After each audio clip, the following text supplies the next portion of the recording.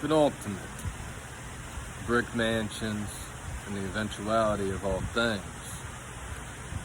This volume 1 has culminated an effort in both setting forth a curriculum for leadership development, organizational progression, to be used metaphorically, but also to help in a civic and a community fashion as well, as far as establishing understanding and preventing certain catastrophes that happen in our city blocks and neighborhoods.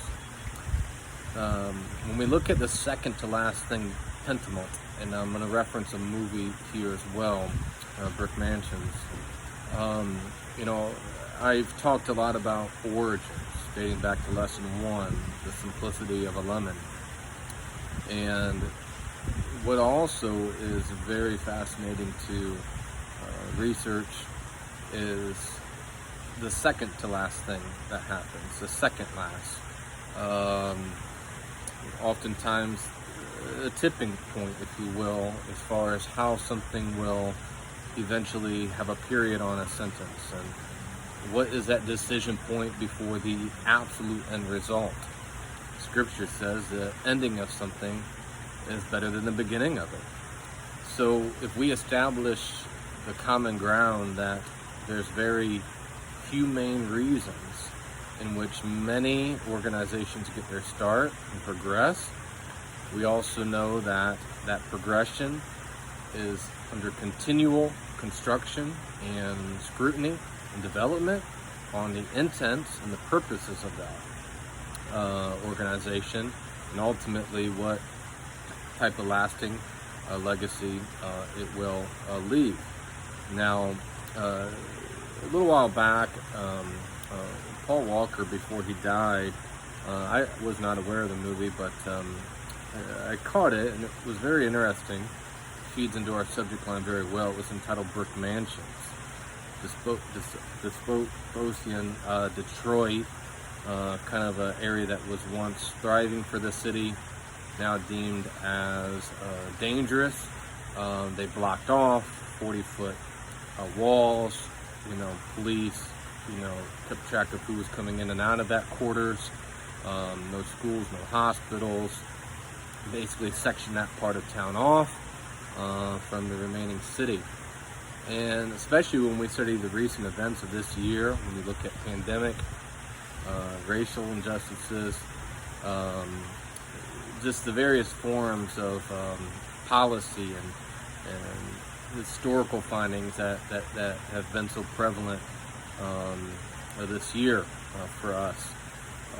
It's very interesting to note, these systems that we operate in and how these things come about, how these policies come about in many different facets of society.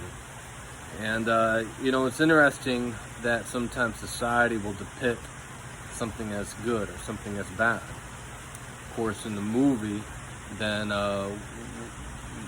you later find out that it's actually the mayor who's looking to destroy this area and make a profit for it. And you have this police officer, this rogue independent police officer, if you will, Paul Walker, trying to do this noble thing and defend his father's honor, who was murdered, and coming to realize a different side of the coin, and that the system that he had fought for and served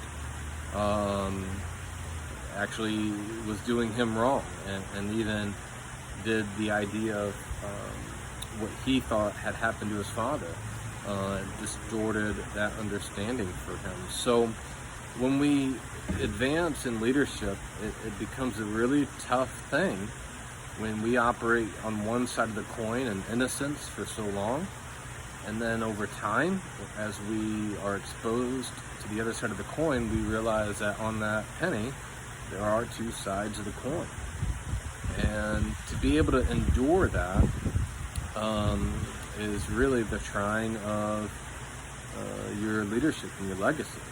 Now, when you can get to the point then of moving past then and being able to decipher what side of the coin is what, separate good from evil, if you will, and be able to have that type of discernment, that's when you kind of move into kind of another realm of leadership that we won't dive into currently.